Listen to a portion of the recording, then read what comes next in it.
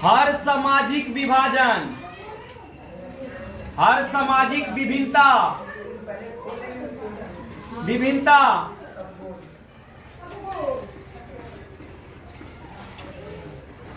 सामाजिक विभाजन, सामाजिक विभाजन का रूप नहीं लेती है। कैसे? हर सामाजिक विभिन्नता सामाजिक विभाजन का रूप नहीं लेता। लेकिन कैसे? सामाजिक विभिन्नता मतलब समझ में आता है, समाज में अलग अलग प्रकार के लोग रहते हैं।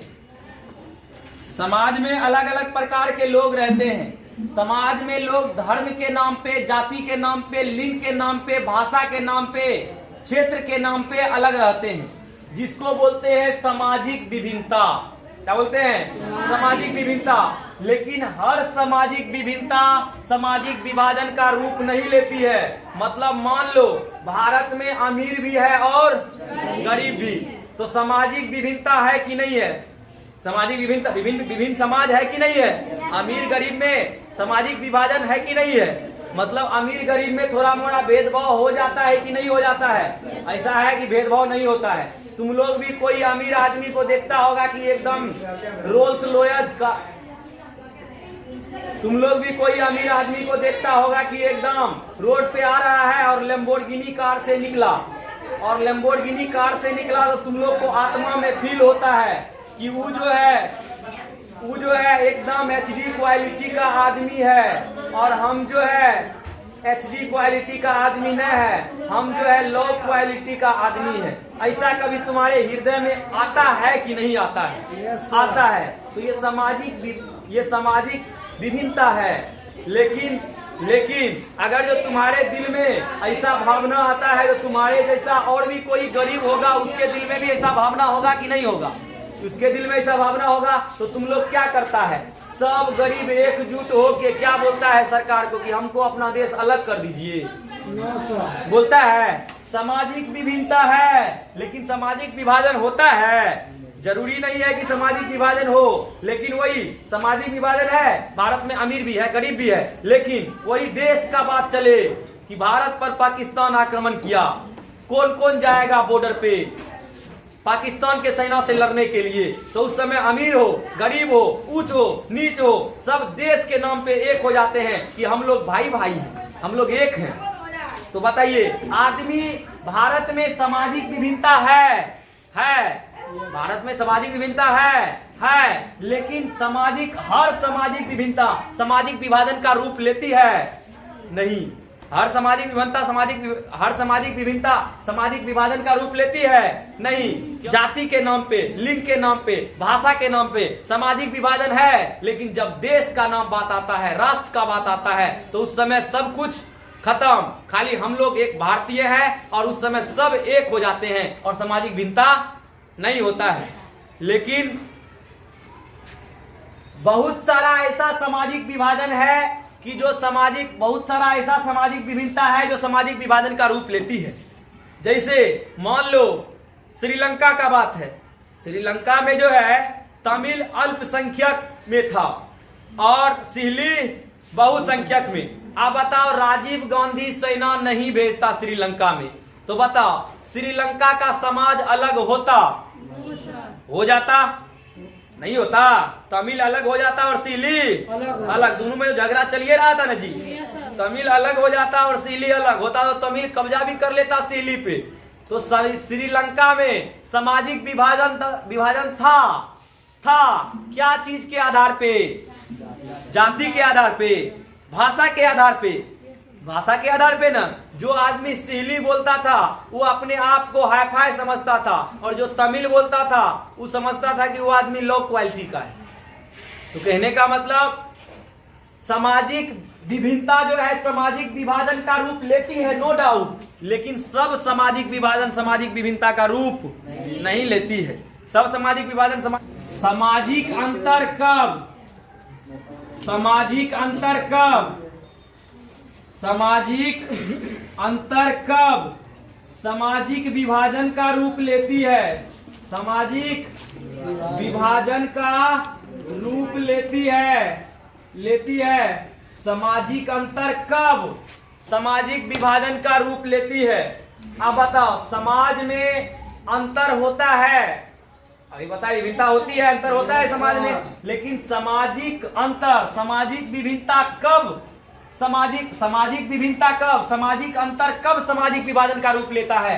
कब समाज विभाजित हो जाता है? इसमें था कि हर समाज में हर सामाजिक विभाजन जो है, हर सामाजिक विभिन्नता सामाजिक विभाजन का रूप नहीं लेती है। और इस क्वेश्चन में है सामाजिक अंतर, सामाजिक विभिन्नता, सामाजिक अंतर बोले या सामाजिक विभिन्नता, सामाजिक विभिन्नता कब सामाजिक विभाजन का रूप ले लेती है?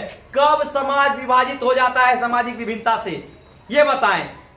तो भारत देश में, दुनिया में किसी भी देश का उदाहरण ले तो वहां दो वर्ग रहता है, एक अमीर वर्ग और एक गरीब वर्ग। अमीर वर्ग एचडी क्वालिटी का होता है, बड़ा बड़ा घर में रहता है, एकदम सब्जी में मक्खन घी मार के खाता है।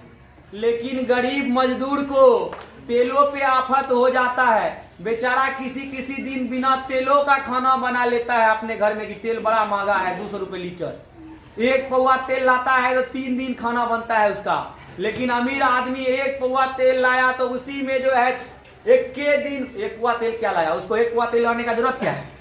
वो तो पूरा टीन लाता होगा, मतलब पूरा टीन कढ़ाई में डाल के एकदम बम बम कर देता है, फ्राई मार के खाओ कि जैसे खाओ, कोई दिक्कत नहीं है, सटेगा तो पैसा आएगा। तो जब सामाजिक अंतर से लोगों को विशेष होने की भावना आने लगती है, जब अमीर सबको लगने लगेगा कि हम विशेष हैं, हम महान हैं, हम बड़े हैं, मेरे पास बहुत पैसा है, अगर जो अमीर को ऐसा लगने लगेगा, अपने अंदर विशेष होने का भावना आने लगेगा, सर्वश्रेष्ठ होने का भावना आने लगेगा, तब समाज क्या हो जाता है? विभाजित हो जाता है। तब समाज क्या हो जाता है? विभाजित हो जाता है। अब मान लो 2 लड़का दोस्त है, रामलाल और श्यामलाल। रामलाल के अंदर ऐसा, पहले दोनों दोस्त था, और रामलाल के अंदर ऐसा लग रहा है कि हम बहुत अमीर है, बहुत पैसा वाला है, मेरे पास में इतना जमीन है। तो बताओ, अगर जो उसको अपने सर्वश्रेष्ठ उसको अपने दिमाग में सर्वश्रेष्ठ आने का बात हो गया, अपने दिमाग में ऐसा उसको लगने लगा कि वो सर्वश्रेष्ठ है, तो बताओ वो अपना दोस्त से, उसका दोस्ती धीरे धीरे कमजोर होगा कि मजबूत होगा? कमजोर होगा। दोस्ती करना है तो दोनों को बराबर मानिए। आप अमीर है अलग की बात है, लेकिन दोस्ती में दोनों क्या हो जाए? बराबर हो जाए। तो जब समाज के किसी वर्ग में विशेष होने की भावना होने लगती है, तब समाज क्या हो जाता है? विभाजित हो जाता है। तब समाज क्या हो जाता है? विभाजित हो जाता है। जैसे उच्च वर्ग के लोग और दलित वर्ग के लोग, उच्च वर्ग के लोग अमीर आदमी, दलित वर्ग के लोग गरीब आदमी में काफी सामाजिक विभाजन होता है कि नहीं होता है? काफी सामाजिक विभाजन होता है। संपूर्ण पूरे देश में दलित वर्ग के लोग आमतौर पर गरीब होते हैं, बेघर होते हैं, कमजोर होते हैं। दलित वर्ग के लोग आमतौर पर बेघर होते हैं, कमजोर होते हैं, गरीब होते हैं, उसके पास में पैसा नहीं होता है। लेकिन अमीर वर्ग एकदम हाई-फाई एचडी क्वालिटी के होते हैं, उसके पास बहुत पैसा होता है, आधुनिक सुख सुविधा होता है। अमीर वर्ग अगर जो कहीं जाएगा, यहाँ से दिल्ली जाएगा, बेचारा अगर जो दिल्ली जाने का 1000 रुपया किराया है स्लीपर में जाने का, और जनरल में जाने का 500 रुपया टिकट है, तो गरीब आदमी सोचेगा क्या दिक्कत है, हम स्लीपर में नहीं जाएंगे,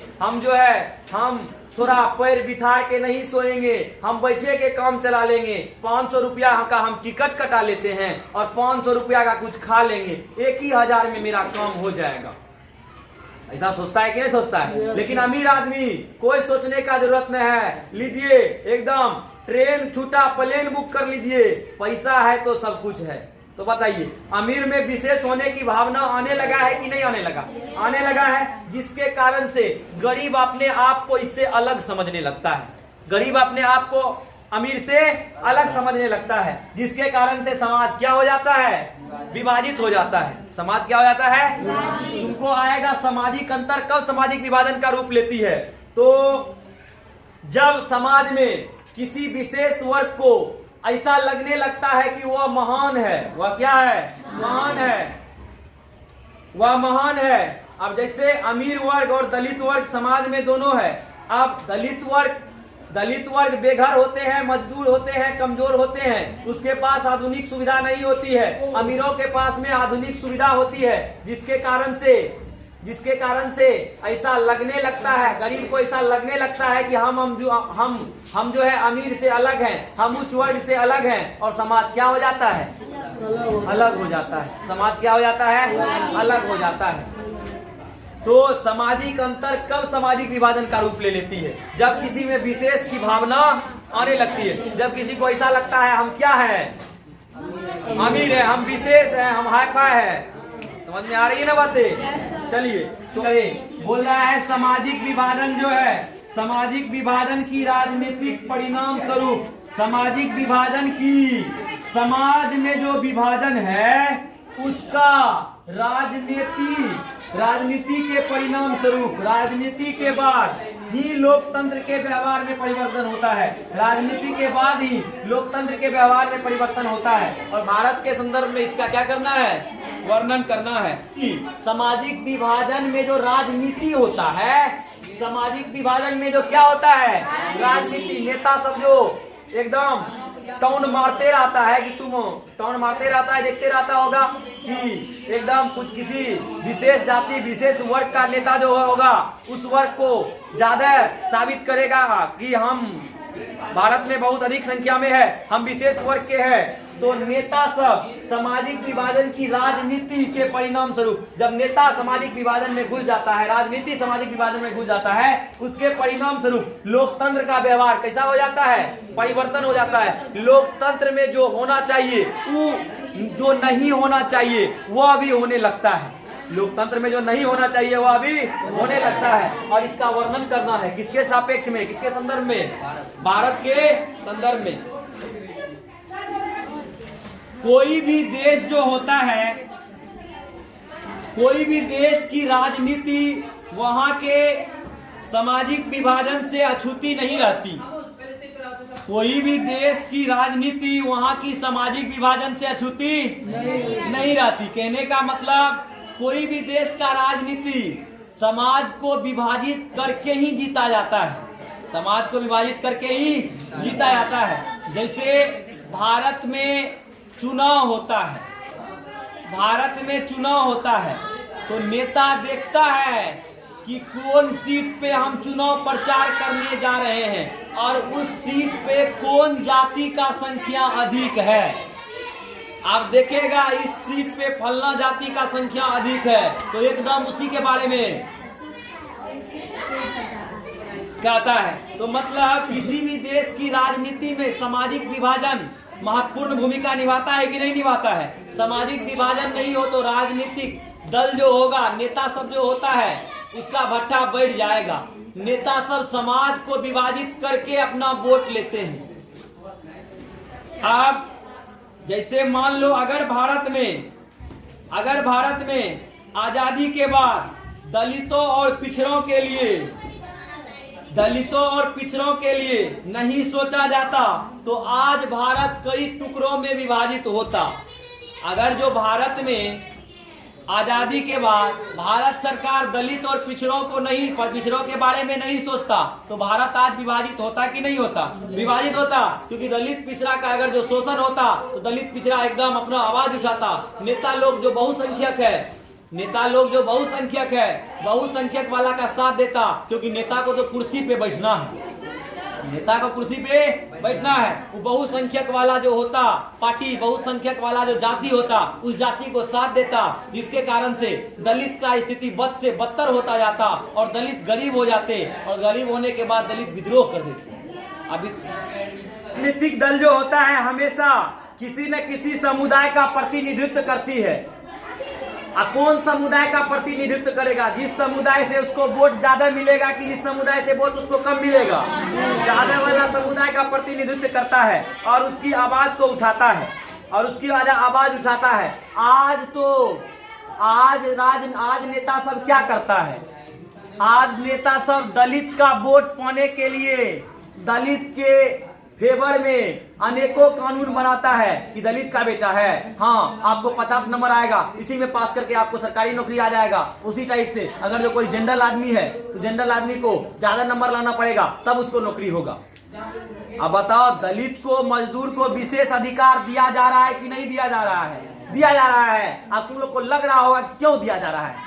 सबको बराबर अधिकार होना चाहिए, किसी को ज्यादा और किसी को कम नहीं होना चाहिए। लेकिन मान लो वही दलित मजदूर, उसके पास में पैसा नहीं है ज्यादा कि वो अपना बेटा बेटी को बढ़िया कॉलेज में पढ़ाएं। अगर जो पैसा नहीं है वही आज नहीं पढ़ेगा, कल को वो बड़ा होगा। बड़ा होने के बाद पापी पेट को पालने के लिए कुछ न कुछ करना ही पड़ता है। अब पापी पेट को पालने के लिए कोई काम नहीं मिलेगा तो गलत रास्ता पे जाएगा, क्राइम करेगा, हत्या करेगा, लूट करेगा, चोरी करेगा, जिसके कारण से सरकार उसको समाज के मेन धारा में एक सूत्र में न लाने के लिए, सरकार समाज का एक सूत्र में लाने के लिए, समाज के साथ लाने के लिए उसको कमो नंबर में नौकरी दे देता है। अब बताओ, तुमको ज्यादा नंबर, मान लो सब बराबर समाज हो जाए और तुमको ज्यादा नंबर में नौकरी, जो आदमी अमीर है, जो आदमी के पास में पैसा है, जो आदमी का बच्चा बढ़िया से बढ़िया कॉलेज में पढ़ सकता है, उसको ज्यादा नौकरी में नौकरी दे। और जो समाज के पास में, जिस गरीब के पास में, जिस दलित के पास में पैसा कम है, उसको भी उतना ही नंबर में नौकरी दे। और गरीब का बच्चा अच्छा कॉलेज में नहीं पढ़ा है, ऑब्वियसली नंबर किसका ज्यादा आएगा? जो अच्छा जगह पढ़ा है, ज्यादा पैसा लगा के पढ़ा है, एकदम मस्त पढ़ाई हुआ होगा, उसका नंबर उसका ज्यादा आएगा। तो वो अगर जो उसको नौकरी हो जाएगा, और जो गरीब मजदूर का बच्चा है कम नंबर आने के कारण से, मेहनत उससे ज्यादा किया लेकिन फिर भी कम नंबर आने के कारण से उसको नौकरी नहीं होगा तो वही चोर बनेगा, डकैत बनेगा, डाकू बनेगा और तुम्हारे घर को ही लूटेगा। तो बताओ, इस सही ऐसा ही होना चाहिए कि सबको बराबर नंबर कर दीजिए, चाहे दलित मजदूर, जो गरीब है उसका बेटा पढ़े ना पढ़े, उसका बेटा चोर डाकू बने। चोर डाकू अगर जो बन भी जाए, मेरे घर को ही लूटे, तो हमको बहुत फायदा होगा। लग रहा है तुम लोग को, जो बराबर वाला सोच रहा है कि तुम लोग समाज को सबको बराबर कर देना चाहिए, तो बताओ, बराबर कर देगा तो उसके पास में उतना पैसा नहीं है, पढ़ाई नहीं करेगा, तो चोर डाकू अगर जो बनेगा तुम्हारे घर को लूटेगा, तो तुम बोलेगा वाह कितना बढ़िया मस्त लग रहा है घर को लूटते हुए देखने में। कि उस समय ये बोलेगा सरकार से कि सरकार अगर जो 100 में इसको 4 नंबर आता है तो इसको पहले नौकरी दीजिए, हमको हो या ना हो, क्योंकि उसको समाज के मुख्य धारा में ला सके, कि अगर जो राजनीतिक दल क्या करता है, राजनीतिक दल देखता है किसी विशेष समुदाय को अगर जो हम खुश करेंगे। आजकल का राजनीति कैसा होता है, मान लो हम जिस समुदाय से खड़ा हुए, उस समुदाय से तो हमको वोट देगा ही, उस समुदाय का लोग हमको वोट देगा ही। और राजनीतिक दल क्या करता है, दूसरा समुदाय को खुश करने के लिए, ताकि उसका भी वोट हमको मिले, दूसरा समुदाय को खुश करने के लिए अनेक अलग अलग प्रकार के कार्यक्रम चलाता है, कि हाँ हमको ईजा देगा तो बिजली फ्री, पानी फ्री, फलना फ्री, चिल्ला फ्री, सब कुछ तुमको फ्री देंगे, चाहे तुम कितना भी कोरियत क्यों नहीं बन जाओ।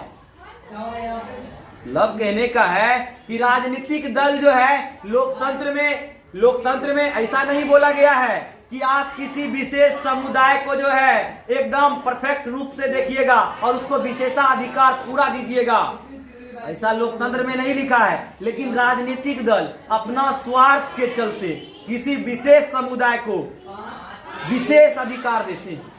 तो बताओ, सामाजिक विभाजन में राजनीति का महत्वपूर्ण योगदान है कि नहीं है? राजनीति जो होता है उस समाज के विभाजन में महत्वपूर्ण भूमिका निभाती है कि नहीं निभाती है?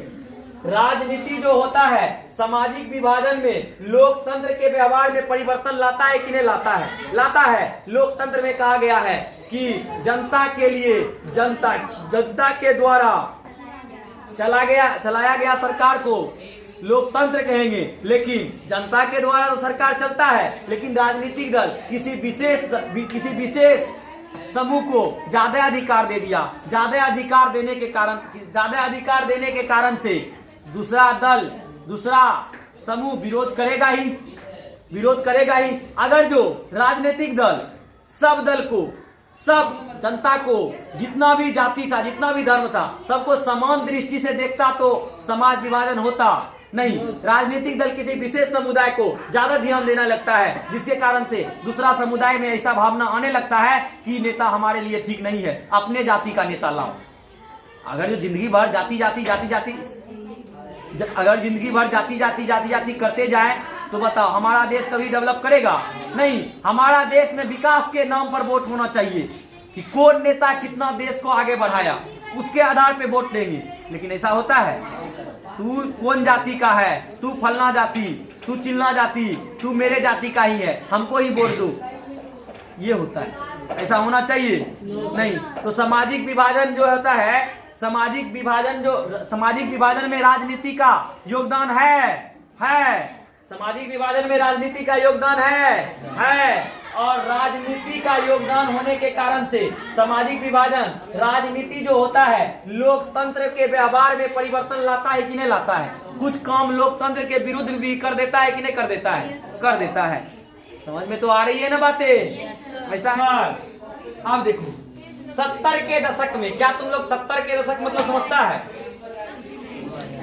70 वाला जो साल था, 70, 1970, 1971, 1972, 1973, 1974, 1979 तक, इसको क्या बोला जाएगा? 70 का दशक। और 70 के दशक में जो है हमारे देश में, 70 के दशक से पहले हमारे देश में सवर्णों का अधिकार था। राजनीति में सवर्णों का अधिकार था। क्या तुम लोग सवर्ण मतलब समझता है?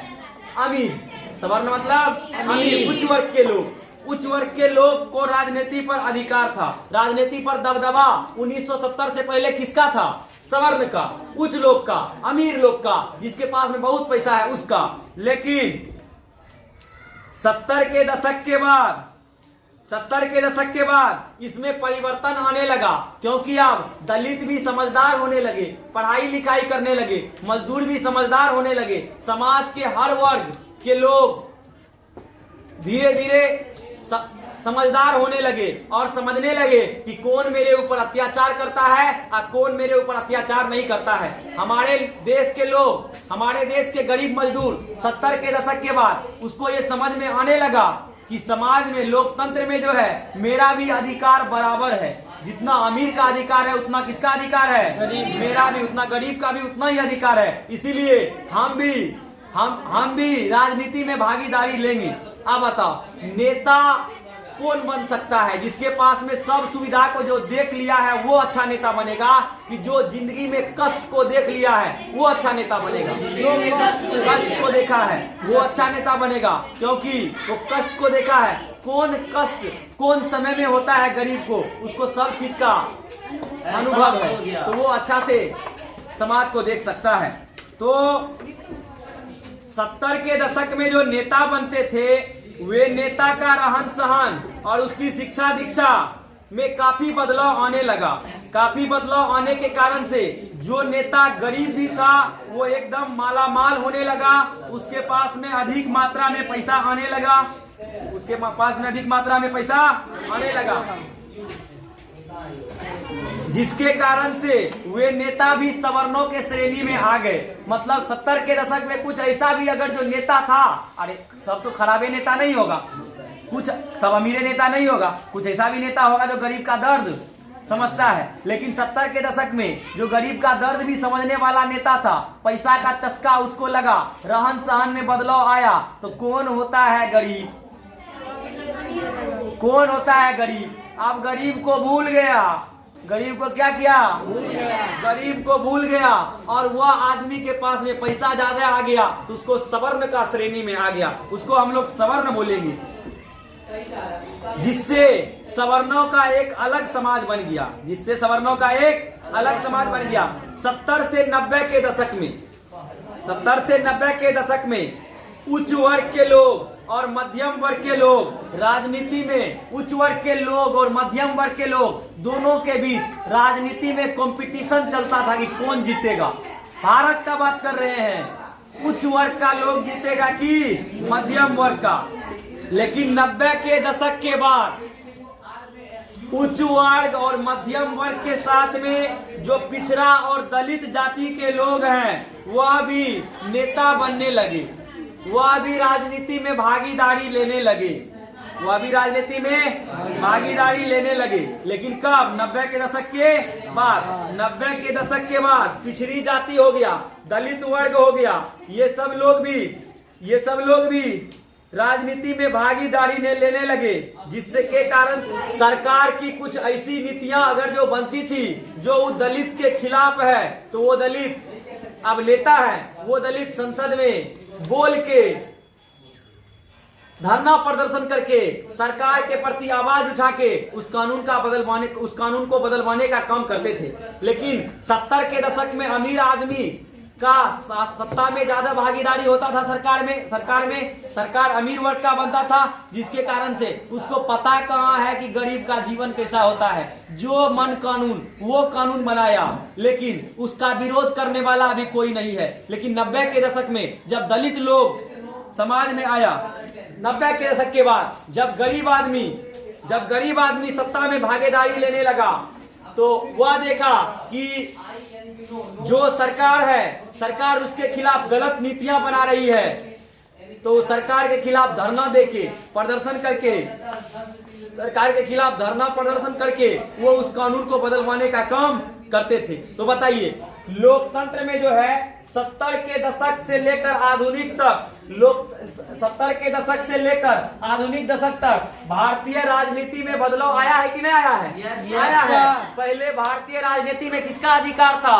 अमीरों का, सवर्णों का। लेकिन 70 से 90 के दशक में किसका अधिकार होने लगा? सवर्णों और मध्यम वर्ग के बीच, मध्यम वर्ग के बीच कंपटीशन होने लगा कि सत्ता में कौन भागीदारी करेगा। और 90 के दशक के बाद दलित भी उसमें जुड़ने लगा, जिसके कारण से 90 के दशक के बाद अगर जो दलित के खिलाफ सरकार कोई कानून बनाता था तो दलित उसका विरोध करते थे। तो अब एक बात बताइए, अभी भी समाज में, सत्ता में सरकार दलितों को भागीदारी करवाता है कि नहीं करवाता है? अभी भी करवाता है। महिला को भागीदारी करवाता है। कुछ समय पहले यहाँ नगर पालिका का चुनाव होने वाला था, उसमें 50% सीट महिला का आरक्षण फिक्स है। 50% महिला कैंडिडेट, 100 कैंडिडेट खड़ा होगा तो 50 कैंडिडेट क्या होना चाहिए?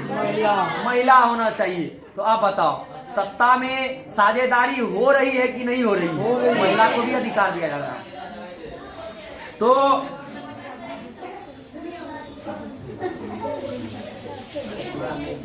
चलिए, आज का क्लास यहीं तक रखते हैं। आज कथा इतने भयो, नेक्स्ट में कल डिस्कस करेंगे। बंद कर दे सर।